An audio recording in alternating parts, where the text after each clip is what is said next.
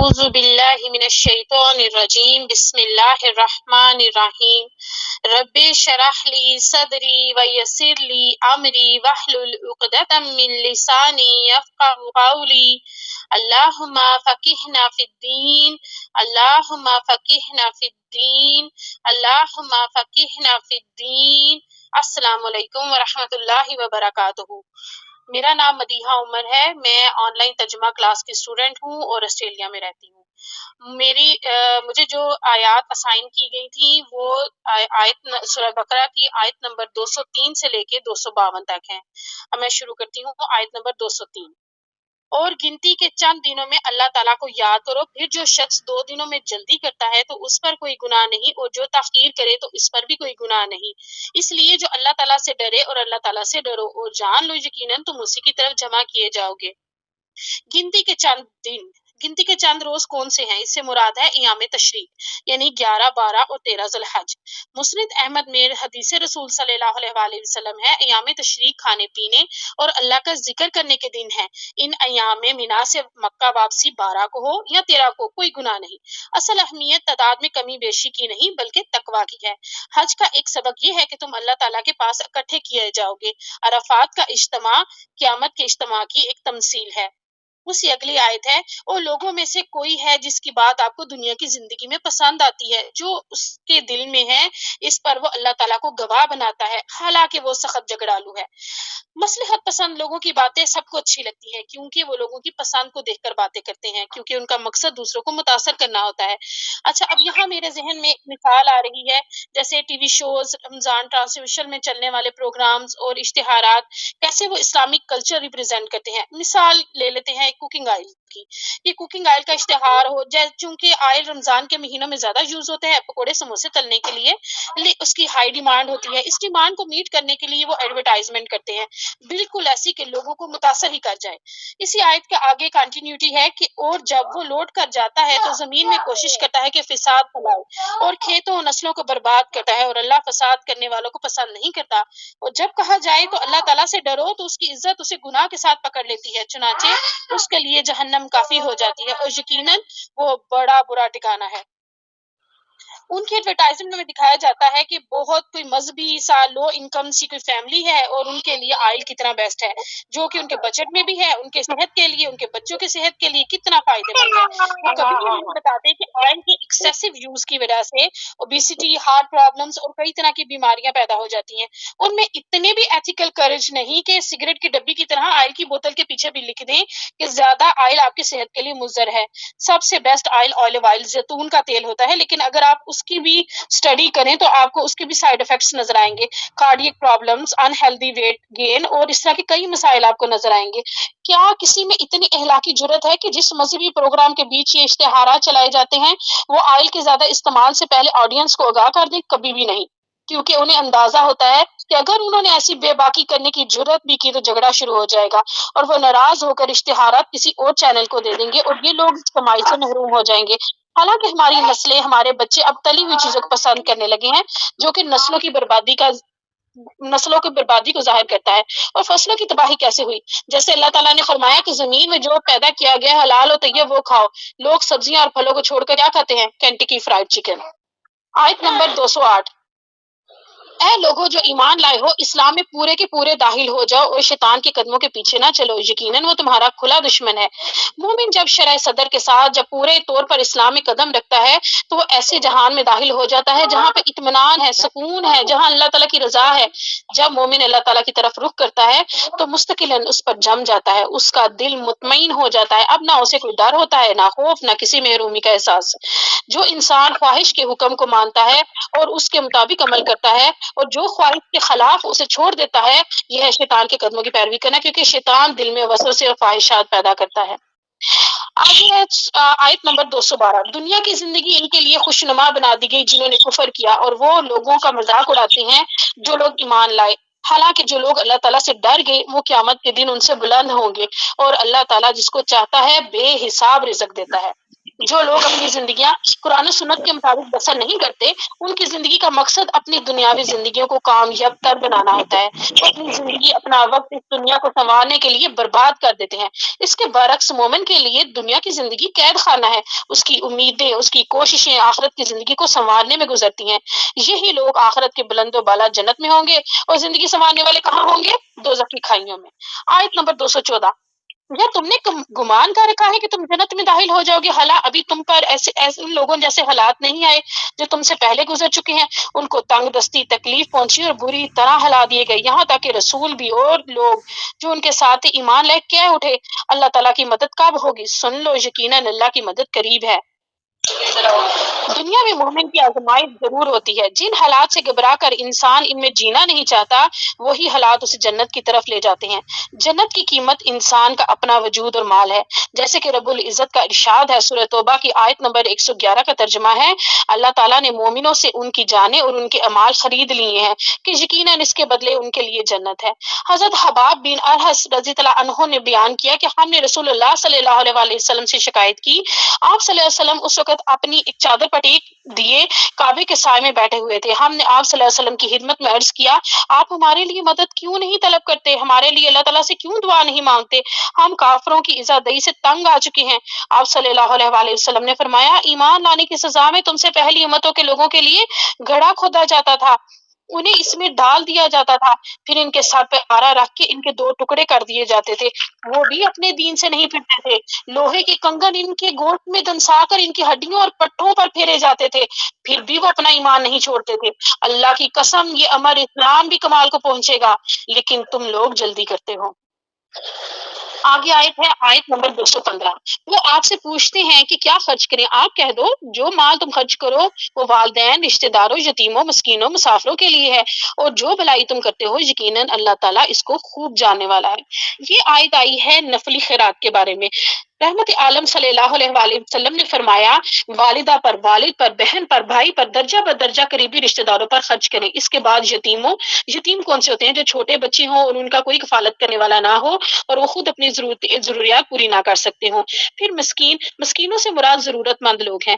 مسافر، مسافر بے شک امیر بھی ہو سکتے ہیں، لیکن اس ٹائم سفر کے دوران ایک اجنبی مسافر ہے جو جس کو کسی کو وہ وہاں جانتا نہیں، اور سفر خرچ ختم ہونے کی وجہ سے مشکلات میں گر گیا ہو، اس پر خرچ کر کے ان کے ساتھ تعاون کرنے کا حکم ہے۔ آیت نمبر 216، تم پر قتال فرض کیا گیا ہے حالانکہ وہ تمہارے لیے ناپسندیدہ ہے، اور ہو سکتا ہے کہ تم کوئی چیز ناپسند کرو اور وہ تمہارے لیے بہتر ہو، اور ہو سکتا ہے کہ تم کوئی چیز پسند کرو حالانکہ وہ تمہارے لیے بدتر ہو، حالانکہ اللہ جانتا ہے اور تم نہیں جانتے۔ تم پر قتال فرض کیا گیا ہے۔ اللہ تعالیٰ نے قتال کو فرض کیا، پہلے مسلمان کمزور تھے، پھر وہ ہجرت کر کے مدینہ آ گئے تو انہیں قتال کا حکم دیا گیا۔ خوف اور ہلاکت کے خطرے کی وجہ سے نفس جہاد کو پسند نہیں کرتا، حالانکہ قتال خالص نے کی ہے۔ سیدنا عبد الرحمن بن جبیر رضی اللہ عنہ سے روایت ہے کہ رسول اللہ صلی اللہ علیہ وسلم نے ارشاد فرمایا، یہ بخاری کی حدیث ہے، کہ جس بندے کے قدم اللہ تعالیٰ کی راہ میں غبار آلود ہو گئے اسے دوزخ کی آگ نہ چھوئے گی۔ یہاں اللہ تعالیٰ جہاد کی مثال دے کے سمجھا رہے ہیں کہ ایسے بہت سے امور ہو سکتے ہیں جن کا حکم اللہ نے تمہیں دیا ہو، لیکن ہو سکتا ہے کہ تم اسے ناپسند کرتے ہو، اور ہو سکتا ہے کہ تمہارا نفس ایک ایسی چیز کی طرف تمہیں مائل کرتا ہو جو پسند ہو، لیکن وہ قرآن و سنت کی روح سے تمہارے لیے ٹھیک نہ ہو۔ لہٰذا کامل یقین، بھروسہ اللہ کی ذات پہ رکھو۔ جو احکامات اللہ تعالیٰ نے تم پہ نازل فرمائے ہیں انہیں چاہتے ہوئے نہ چاہتے ہوئے اس پہ عمل شروع کر دو۔ اس پر عمل کرنے کے بعد تمہیں اس کے نتائج کا اندازہ ہو جائے گا۔ بس تم اپنی عقل اور پسند کو ترجیح دینے کی بجائے اللہ کی حکمت اور دانائی پہ یقین رکھو۔ اس کے بعد آیت نمبر 217 ہے کہ وہ آپ سے حرمت والے مہینے میں قتال کرنے کے بارے میں سوال کرتے ہیں۔ آپ کہہ دیجئے، اس میں قتال کرنا کبیرہ گناہ ہے، اور اللہ تعالیٰ کی راہ سے روکنا اور اس کے ساتھ کفر کرنا، مسجد الحرام سے روکنا اور اس کے رہنے والوں کو وہاں سے نکالنا اللہ تعالیٰ کے نزدیک اس سے بھی بڑا گناہ ہے، اور فتنہ قتل سے زیادہ بڑا ہے، اور وہ ہمیشہ تم سے لڑتے رہیں گے حتیٰ کہ اگر وہ استطاعت پائیں تو تمہیں دین سے ہی پھیر دیں، اور تم میں سے جو دین سے پھر جائے وہ مر جائے اس حال میں کہ وہ کافر ہو، تو یہی لوگ ہیں جن کے اعمال دنیا اور آخرت میں ضائع ہو گئے، اور یہی لوگ آگ والے ہیں، وہ ہمیشہ اس میں رہیں گے۔ متعدد روایات میں آیا ہے کہ یہ آیات حضرت عبداللہ بن جہش رضی اللہ عنہ کے بارے میں نازل ہوئی۔ نبی کریم صلی اللہ علیہ وآلہ وسلم نے 8 لوگوں کا ایک قافلہ نخلا بھیجا، جو کہ مکہ اور طائف کے درمیان ایک مقام ہے، تاکہ وہ قریش کی نقل و حرکت پر نظر رکھ سکے۔ مقصد صرف جاسوسی تھا، جنگ کی ابھی اجازت نہیں دی گئی تھی، لیکن ان لوگوں کا راستے میں ایک چھوٹا سا تجارتی قافلہ ملا، اس پر انہوں نے حملہ کر دیا، ایک شخص کو مارا اور باقیوں کو قیدی بنا کے مدینہ لے کے آگے۔ ان کے مال و اسباب کے ساتھ یہ کارروائی اس وقت ہوئی جب رجب کا مہینہ شروع ہو چکا تھا، جبکہ مسلمانوں کے دستے کا خیال تھا کہ جمادی الثانی کا آخری دن ہے۔ عرب حرمت والے مہینوں کا احترام کرتے تھے اور مسلمانوں نے بھی یہ احترام برقرار رکھا۔ جب یہ دستہ قیدیوں اور مال غنیمت سمیت مدینے میں نبی کریم صلی اللہ علیہ وسلم کے سامنے پہنچا تو آپ صلی اللہ علیہ وآلہ وسلم نے فرمایا، میں نے کب تمہیں حرمت والے مہینے میں جنگ کرنے کے لیے، لڑنے کے لیے کہا تھا؟ انہوں نے قیدی کھڑے کر دیے اور لینے سے انکار کر دیا۔ یہ لوگ گھبرا گئے۔ اللہ تعالیٰ نے یہ آیات نازل کی، اس مہینے میں قتال کرنا بہت بڑا گناہ ہے، لیکن مسلمانوں کو 13 سال تک مکے میں جو اذیتیں دیتے رہنا وہ گناہ نہیں ہے، اور وہاں کے باشندوں کو وہاں سے نکل جانے پہ مجبور کرنا کیا زیادہ بڑا گناہ نہیں ہے؟ اور جو کوئی قریش مکہ کے الزامات اور یہودیوں کے پراپوگنڈے کو سچ مان کر مرتد ہو جاتا ہے، دین اسلام کو چھوڑ دیتا ہے، تو اس کے تمام اعمال، نمازیں، نیکیاں، صدقات ضائع ہو گئے، وہ کافروں کی طرح دوزخ میں ڈالے جائیں گی اور وہاں ہمیشہ ہمیشہ رہیں گے۔ اس کے آگے ہے آیت نمبر 219۔ وہ آپ سے شراب اور جوئے کے بارے میں پوچھتے ہیں، آپ کہہ دیں ان دونوں میں بڑا گناہ ہے اور لوگوں کے لیے کچھ فائدے بھی ہیں، ان دونوں کا گناہ ان کے فائدے سے بہت بڑا ہے۔ اور وہ آپ سے پوچھتے ہیں کہ کیا خرچ کریں، آپ کہہ دیں جو ضرورت سے زائد ہو۔ اللہ تعالیٰ اس طرح تمہارے لیے آیات کھول کے بیان کرتا ہے تاکہ تم غور و فکر کرو۔ زمانہ جاہلیت اور اسلام کے آغاز میں بھی شراب و جوئے کا استعمال ہوتا تھا۔ جب انہوں نے شراب و جوئے کے متعلق نبی کریم صلی اللہ علیہ وآلہ وسلم سے سوال کیا تو اللہ تعالیٰ نے ان کے فوائد اور نقصانات ان پہ واضح کر دیے۔ جب کوئی انسان ایک عرصہ دراز سے کسی عادت کا شکار ہو تو فوری طور پہ اسے روک دینا زیادہ بہتر حکمت عملی نہیں ہو سکتی۔ بہتر یہی ہے کہ اس کو اس کے پروز اینڈ کونس بتا دیے جائیں اور پھر اس پہ چھوڑ دیا جائے کہ یہ اللہ تعالیٰ کی اس میں اللہ تعالیٰ کا حکم ہے اور یہ اس کو چھوڑنے میں ہی تمہاری مصلحت ہے۔ اس میں اور وہ آپ سے پوچھتے ہیں کہ کیا خرچ کریں، آپ کہہ دیں جو ضرورت سے زائد ہو۔ بخاری شریف کی حدیث ہے کہ نبی کریم صلی اللہ علیہ وسلم سے مروی ہے کہ بہترین صدقہ وہ ہے جو اپنی ضروریات پوری کرنے کے بعد ہو، اور ابتدا اس آدمی سے کرو جس کی کفالت تمہارے ذمے ہو۔ آیت نمبر 220۔ دنیا اور آخرت کے بارے میں وہ آپ سے یتیموں کے بارے میں سوال کرتے ہیں، آپ کہہ دو کہ ان کے لیے کچھ نہ کچھ سنوارتے رہنا بھلائی کا کام ہے، اور اگر انہیں تم ساتھ میں لا لو وہ تمہارے بھائی ہیں، اور اللہ تعالیٰ بگاڑنے والے کو سنوارنے والے سے خوب جانتا ہے، اور اگر اللہ تعالیٰ چاہتا تو تمہیں ضرور مشقت میں ڈال دیتا ہے، یقیناً اللہ تعالیٰ سب پر غالب کمال حکمت والا ہے۔ اچھا، جب یہ اللہ تعالیٰ نے سورۃ نساء کی یہ آیت نمبر 10 نازل فرمائی، آیت کا ترجمہ ہے کہ بلا شبہ وہ لوگ جو یتیموں کے مال ظلم سے کھاتے ہیں وہ اپنے پیٹوں میں آگ کے سوا کچھ نہیں کھاتے، اور جلد ہی وہ دہکتی آگ میں داخل ہوں گے۔ یہ آیت سن کے صحابہ ڈر گئے، انہوں نے خوف سے یتیموں کا مال، کھانا پینا سب الگ کر دیا، تو اللہ تعالیٰ نے یہ آیات نازل فرمائی کہ ان یتیموں کے لیے کچھ نہ کچھ سنوارتے رہنا بلائی کا کام ہے۔ اصل مقصد تو یتیم کے مال کی اصلاح اور حفاظت ہے۔ اگر یتیم کا مال دوسرے مال میں اس طرح ملا لیا جائے کہ یتیم کے مال کو کوئی نقصان نہ پہنچے تو جائز ہے، جیسے بھائی مل جل کے رہتے ہیں۔ اصل مقصد تو نیت کا اور عمل کا ہے، اور اگر اللہ ان تمام حکمت عملی سے روک دیتے تو لوگ کس قدر مشقت میں پڑ جاتے۔ آیت نمبر 221۔ اور تم مشرک عورتوں سے نکاح نہ کرو جب تک کہ وہ ایمان نہ لائیں، اور مومن لوڈی ایک مشرک عورت سے بہتر ہے، اگرچہ مشرکہ تمہیں اچھی لگے، اور نہ ہی اپنی عورتوں کو مشرک مردوں کے نکاح میں دو یہاں تک کہ وہ ایمان لے آئیں، اور مومن غلام مشرک مرد سے بہتر ہیں اگرچہ مشرک تمہیں اچھا ہی لگے۔ وہ لوگ آگ کی طرف بلاتے ہیں اور اللہ اپنے حکم سے جنت اور مغفرت کی طرف بلاتا ہے۔ وہ لوگوں کے لیے اپنی آیات کھول کے بیان کرتا ہے تاکہ وہ نصیحت حاصل کریں۔ اللہ تعالیٰ نے وضاحت فرمائی کہ مومنہ عورت بدصورت بھی ہو، سٹیٹس میں لو بھی ہو، تب بھی حسن والی اور مالدار مشرکہ عورت سے بہت بہتر ہے۔ آیت کا یہ حصہ حضرت عبداللہ بن رواحہ رضی اللہ عنہ کے متعلق اترا۔ ان کے پاس ایک سیاہ فام لونڈی تھی، ایک دن اس سے ناراض ہوئے، اس کے منہ پہ تماچا مارا، پھر گھبرا کے نبی کریم صلی اللہ علیہ وسلم کی خدمت میں حاضر ہو گئے، بولے آج مجھ سے یہ قصور ہو گیا ہے۔ پوچھا لونڈی کیسی ہے؟ بولے موحد ہے، نماز روزے کی پابند ہے، اچھی طرح وضو کرتی ہے۔ فرمایا عبداللہ یہ تو ایمان والی ہے۔ بولے اللہ کی قسم میں اسے آزاد کر کے اسے نکاح کروں گا۔ چنانچہ انہوں نے ایسے ہی کیا۔ اس پر کچھ مسلمانوں نے اعتراض کیا، انہوں نے اپنی لونڈی سے نکاح کر لیا ہے، تو یہ آیت نازل ہو گئی۔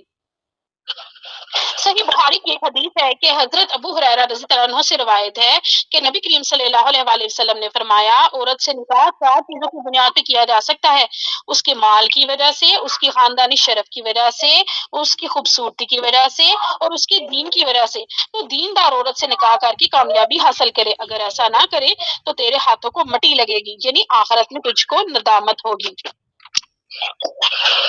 آیت نمبر 222، اور وہ آپ سے حیض کے بارے میں سوال کرتے ہیں، آپ کہہ دیں وہ گندگی ہے، چنانچہ حیض میں عورتوں سے الگ رہو جب تک وہ پاک نہ ہو جائے، ان کے قریب نہ جاؤ۔ جب وہ غسل کر لیں تو جہاں سے اللہ نے تمہیں حکم دیا ہے ان کے پاس آؤ، یقیناً اللہ بہت توبہ کرنے والوں، بہت پاک رہنے والوں کو بہت پسند فرماتا ہے۔ تو سب سے پہلے یہ جان لیتے ہیں کہ حیض کیا ہے۔ حیض بلوغت کے بعد محسوس ایام میں آنے والے خون کو حیض کہتے ہیں۔ کل ہوا اذن، آپ کہہ دیں وہ گندگی ہے۔ اذن کا ایک لفظی مطلب اذیت، تکلیف، بیماری بھی ہے، یعنی ان محسوس ایام میں عورت کی صحت بیماری کی طرف زیادہ مائل ہو جاتی ہے۔ جب ایک عورت ایام حیض میں جسمانی طور پہ کمزور ہو تو نہ تو اسے یہودیوں کی طرح گھر سے الگ کر دیا جائے، نہ ہی اس کے ساتھ کھانا پینا چھوڑ دیا جائے، اور نہ ہی اس کے ساتھ صحبت کی جائے۔ پھر جب وہ پاک ہو جائے تو تم اس کے پاس آؤ جہاں سے اللہ نے تمہیں حکم دیا ہے۔ حضرت ابو ہریرہ رضی اللہ عنہ سے روایت ہے کہ نبی کریم صلی اللہ علیہ وآلہ وسلم نے فرمایا، جس نے حائضہ سے ہم بستری کی یا عورت سے فعل قوم لوط کیا یا کاہن کے پاس گیا تو اس نے محمد صلی اللہ علیہ وآلہ وسلم پر نازل ہوا ہے اس کا انکار کیا۔ یہ جامع ترمذی کی حدیث نمبر 135 ہے۔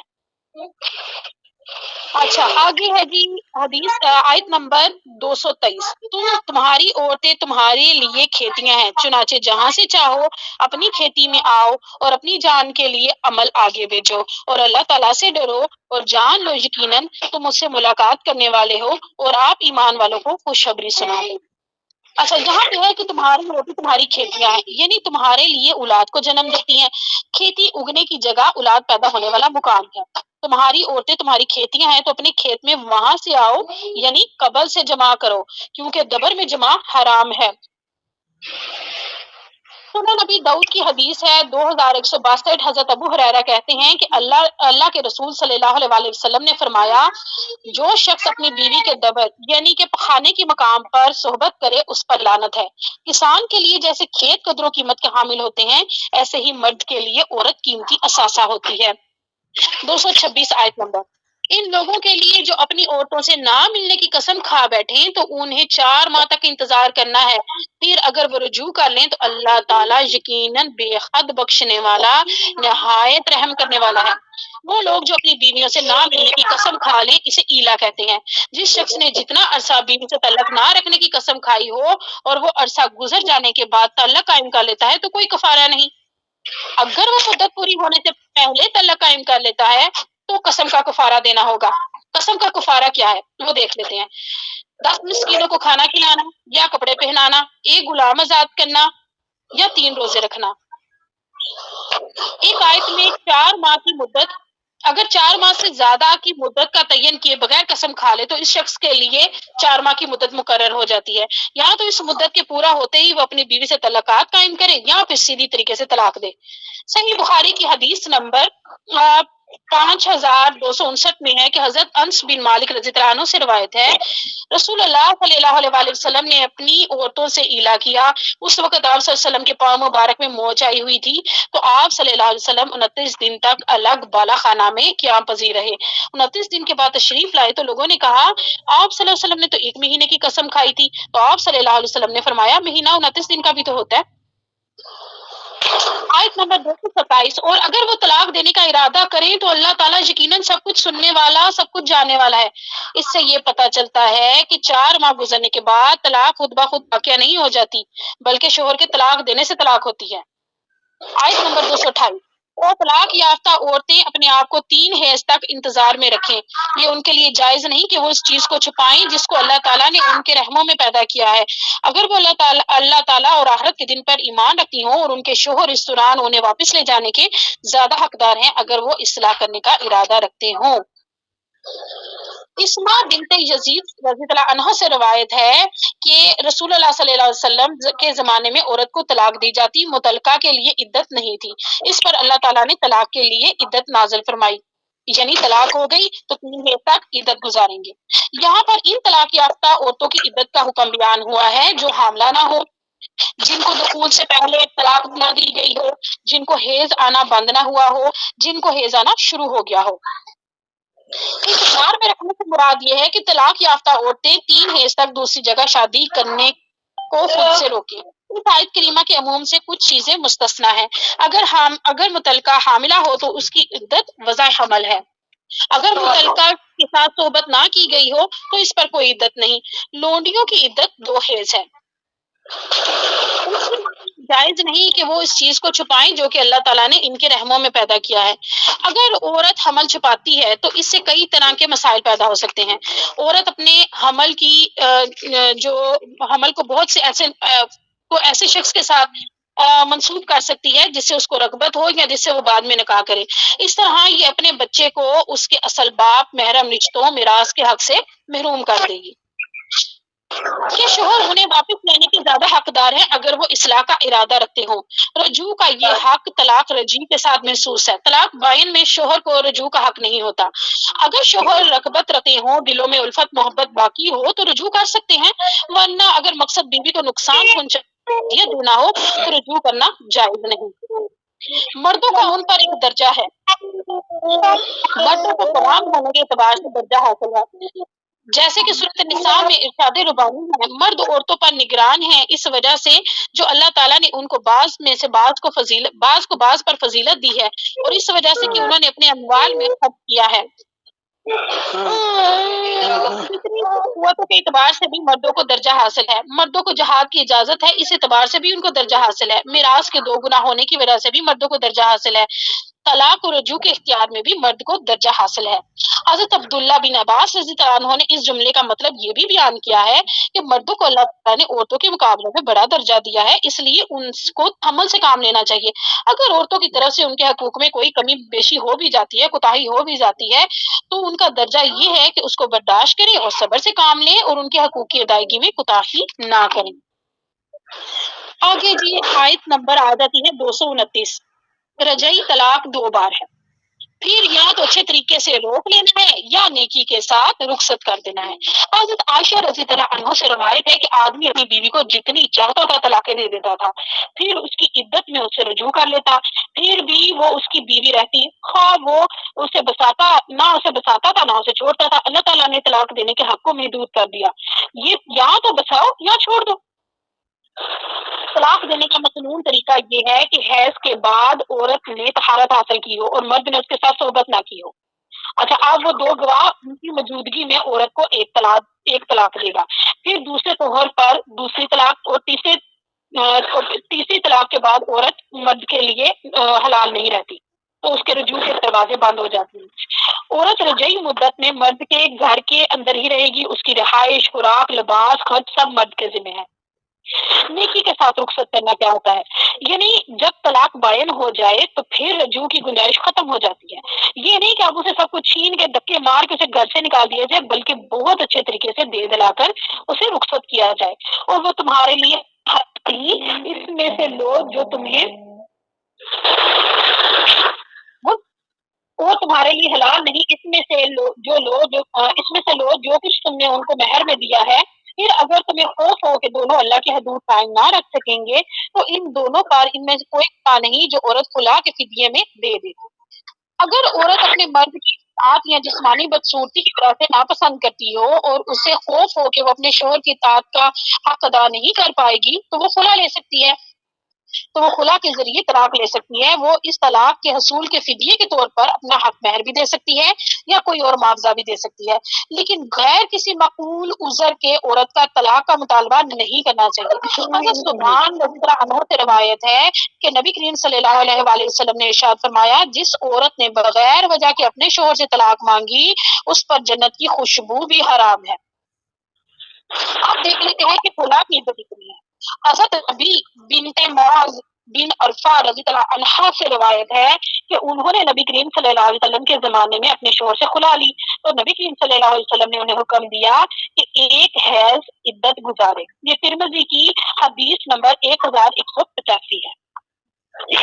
آگے اگر وہ طلاق دے دے تو وہ اس کے بعد اس کے لیے حلال نہ ہوگی جب تک کہ وہ اس کے علاوہ کسی دوسرے شوہر سے نکاح نہ کرے۔ پھر اگر وہ دوسرا شخص اس کو طلاق دے تو ان دونوں پر کوئی گناہ نہیں کہ دونوں آپس میں رجوع کر لیں، اگر وہ دونوں سمجھیں کہ دونوں اللہ تعالیٰ کی حدود قائم رکھ سکیں گے۔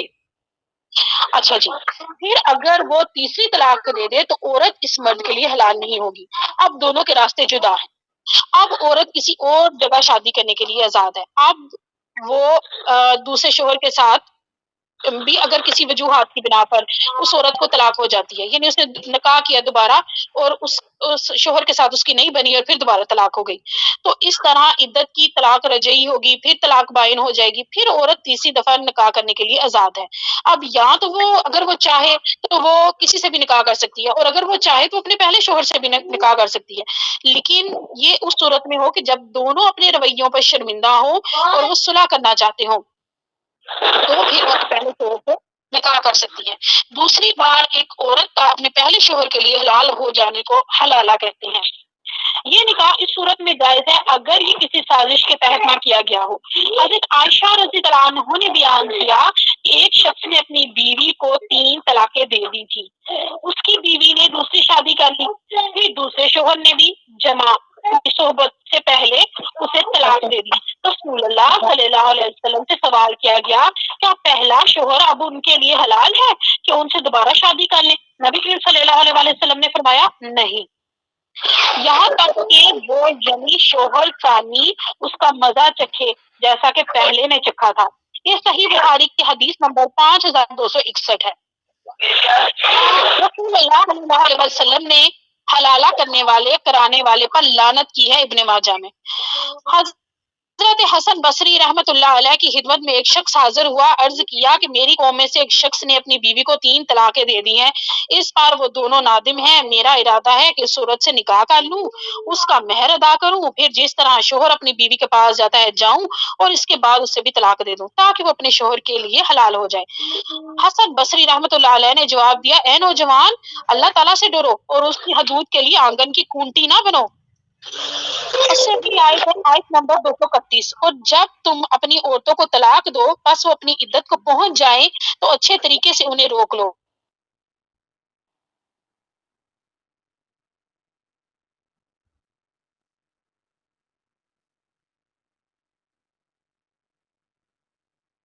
کی نعمت کو یاد جو کتاب و حکمت میں اس نے تم پر نازل کیا ہے اور تمہیں اس کے ساتھ نصیحت کرتا ہے، اللہ تعالیٰ سے ڈرو اور جان لو یقیناً اللہ ہر چیز کو خوب جانتا ہے۔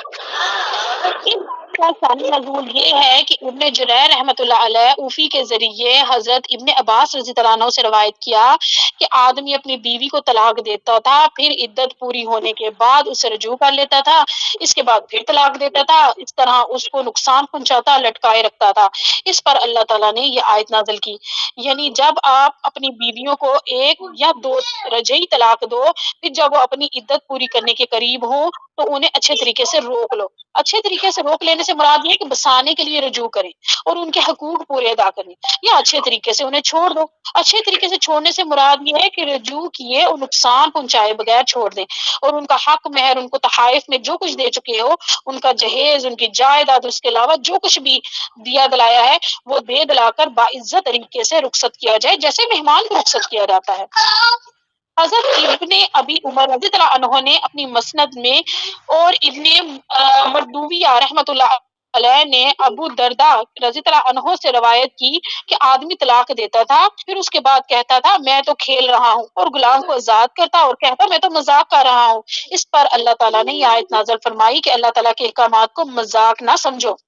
یہ ایک حدیث ہے جو سنن ابن داؤد 2194 اور یہی حدیث ترمذی میں 1184 میں بھی ہے۔ حضرت ابو ہریرہ رضی اللہ عنہ سے روایت ہے کہ نبی کریم صلی اللہ علیہ وآلہ وسلم نے ارشاد فرمایا، 3 کام ایسے ہیں جو چاہے سنجیدگی سے کی جائیں یا مذاق کی نیت سے وہ نافذ العمل ہو جاتے ہیں، نکاح، طلاق اور بیوی سے رجوع کرنا۔ آیت نمبر 233 ہے، اور مائیں اپنی اولاد کو پورے 2 سال دودھ پلائیں۔ یہاں ماؤں کے لیے اللہ تعالیٰ کا امر ہے کہ وہ 2 سال تک اپنی اولاد کو دودھ پلائیں۔ یہ اس کے لیے جو ارادہ رکھے رضاعت کی مدت پوری کرے. یعنی اگر ماں باپ باہمی مشورے سے 2 سال سے پہلے دودھ چڑھوانا چاہیں، مثلاً یہ کہ ماں کا دودھ اچھا نہ ہو، بچے کی صحت خراب ہو رہی ہو، یا ماں باپ کے نکاح میں ہے اور اس صورت میں ہو سکتا ہے کہ ماں پریگنٹ ہو گئی ہو، اس کو حمل ٹھہر گیا ہو اور بچے کو دودھ چھڑوانے کی نوبت پیش آئے، تو ایسی صورت میں دونوں پر کوئی گناہ نہیں، بلکہ یہ ضروری یہ رہے گا کہ بچے کو بہتر یہی ہے کہ بچے کو ضرور 2 سال تک ہی دودھ پلایا جائے. اور باپ کو معروف کے مطابق کھانا کپڑا دینا ہے. یہ حکم دودھ پلانے والی ماں کا حق ہے، جو نکاح میں ہو چاہے وہ طلاق یافتہ ہو، دونوں شامل ہیں. اور بالمعروف یعنی دستور کے مطابق، یعنی کہ جتنی مالی استطاعت اس شخص میں ہو اس قدر وہ نان و نفقہ کا اہتمام کرے. کسی شخص کو اس کی طاقت سے زیادہ تکلیف نہیں دی جاتی، آیت کا حصہ یہ. یعنی کسی غریب کو مالدار نان و نفقہ دینے کا پابند نہیں کیا جا سکتا، اور نہ ہی ایسے شخص کو جس کے پاس نان و نفقہ دینے کے لیے کچھ بھی موجود نہ ہو. نہ کسی ماں کو اس کے بچے کی وجہ سے نقصان پہنچایا جائے. اچھا آپ دیکھتے ہیں کہ ماں کو کیسے نقصان پہنچایا جا سکتا ہے اس کے بچے کی وجہ سے. ماں کو تکلیف پہنچانے کی خاطر بچے کو دودھ پلانے سے روک دیا جائے، یا ماں کو نان و نفقہ، لباس اور اجرت وغیرہ جیسے واجبات ادا نہ کیے جائیں اور اس سے زبردستی کہا جائے کہ بچے کو دودھ پلاؤ، یا باپ ماں کو مجبور کو دودھ پلانے سے روکے اور خواہ مخواہ کسی دوسری عورت کو دودھ پلانے کے لیے مقرر کر دے. اور پھر یہ ہے کہ اور نہ ہی باپ کو اس کے بچے کی وجہ سے تکلیف دی جائے. یعنی ماں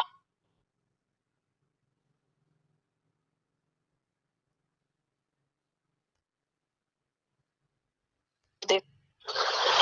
اور وارث پر بھی یہی ذمہ داری ہے.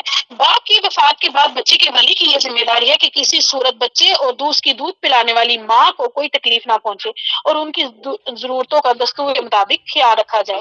پھر اگر دونوں باہمی رضامندی اور باہمی مشورے سے دودھ چڑھانے کا ارادہ کریں تو اس پر دونوں پر کوئی گناہ نہیں. یعنی کیا سمجھ آتی ہے ہمیں یہاں پہ کہ اگر دونوں ماں باپ راضی ہو جائیں کہ بچے کو 2 سال سے قبل دودھ چھڑوانا ہے تو چھڑوایا جا سکتا ہے، لیکن اگر ایک راضی ہو اور دوسرا نہ ہو یا بچے کی مصلحت اس میں نہ ہو کہ دودھ چھڑوایا جائے تو ناجائز ہے.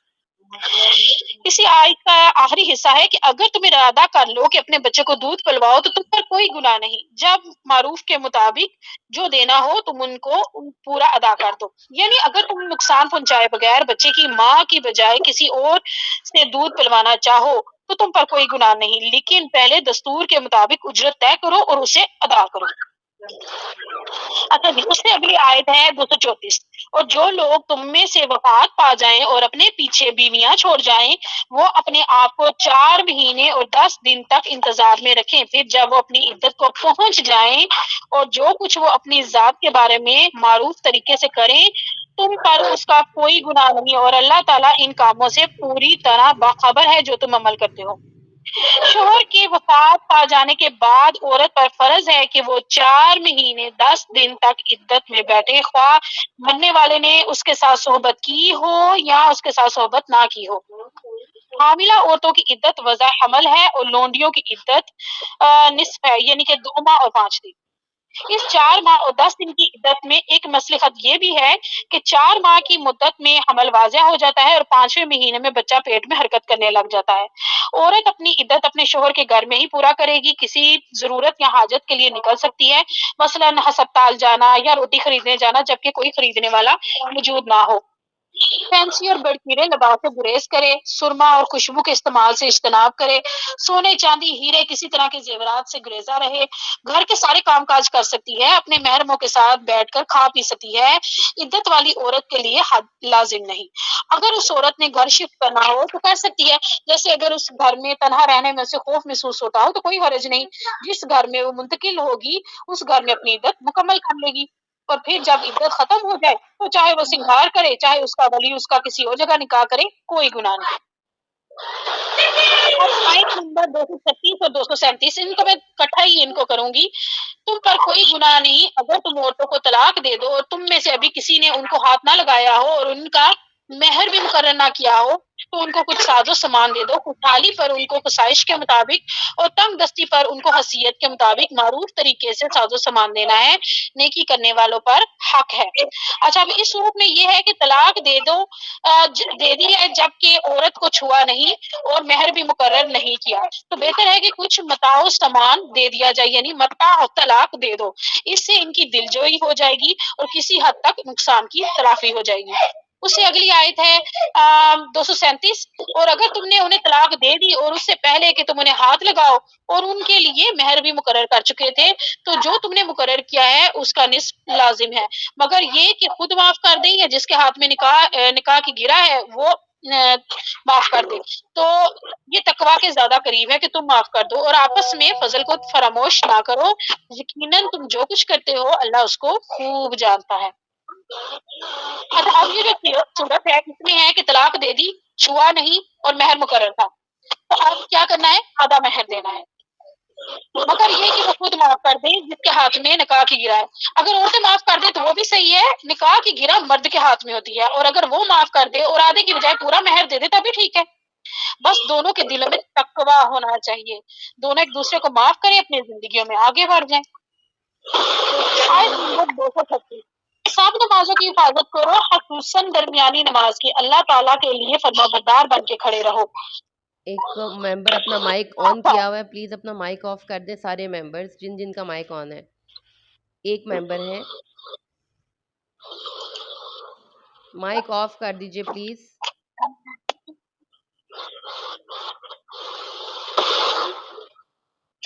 امی آپ کا مائک آن ہے۔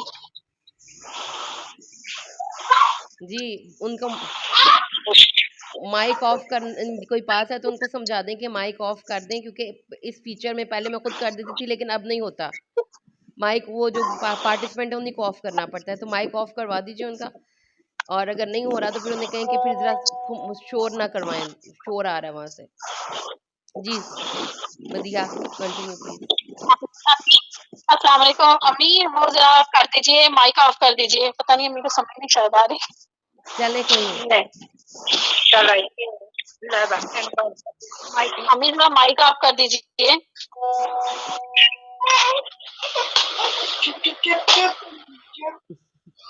چلے ٹھیک ہے، آپ پھر یہ اگر مائک آف نہیں کرنا تو پھر آپ یہ نا شور نہ کروائیں، یا کوئی پاس بیٹھا ہوا ہے تو ان کو دکھا دیں کہ یہ مائک آف کہاں سے ہوتا ہے، تاکہ اگر آپ کو نہیں سمجھ میں آ رہی تو مائک آپ ان کا آف کر دیں۔ اور ہاں جی ہو گیا، جی کر دیا جی جی ہو گیا۔ جی، اعوذ باللہ من الشیطان الرجیم۔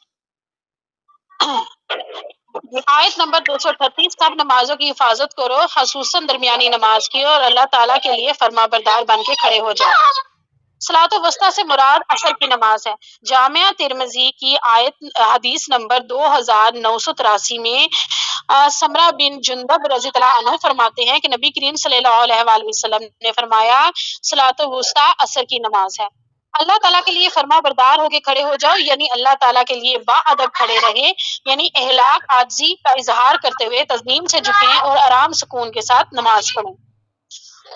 اچھا، آگے ہے آیت نمبر 239، اگر تمہیں خوف ہو یا پیدل یا سوار ہو تو نماز پڑھ لو، اور جب امن میں آ جاؤ تو اللہ تعالیٰ کو ایسے ہی یاد کرو جیسے اس نے تمہیں سکھایا ہے، جسے تم پہلے نہیں جانتے تھے، مطلب نماز معاف نہیں ہے چاہے آپ حالت جنگ میں ہی کیوں نہ ہو۔ اچھا، اب یہ بات قابل ذکر ہے کہ یہاں پہ طلاق کے معاملات کے درمیان میں، یعنی ازدواجی زندگی احکامات اور جو ہے اس کے درمیان میں نماز کی بحث مسلمانوں کے جو ہے وہ کی جا رہی ہے، مسلمانوں کے دل میں اس لیے کی جا رہی ہے کہ تاکہ ان کے دل میں بندگی کا جامع تصور پیدا کیا جا سکے۔ تو جیسے طلاق کے معاملات کا فیصلہ رب سے لینا ہے، ایسے ہی اپنی ساری زندگی میں اللہ تعالیٰ سے ہی رابطہ استوار رکھنا ہے۔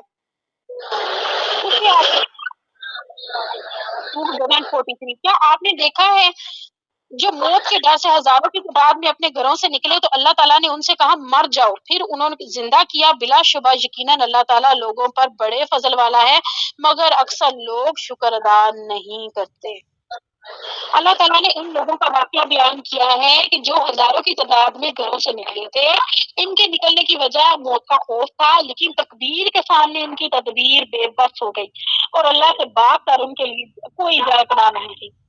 حضرت ابن عباس رضی اللہ عنہ فرماتے ہیں یہ لوگ تعاون سے بھاگے تھے اور کسی صحت افزا مقام کی طرف رہنا چاہتے تھے۔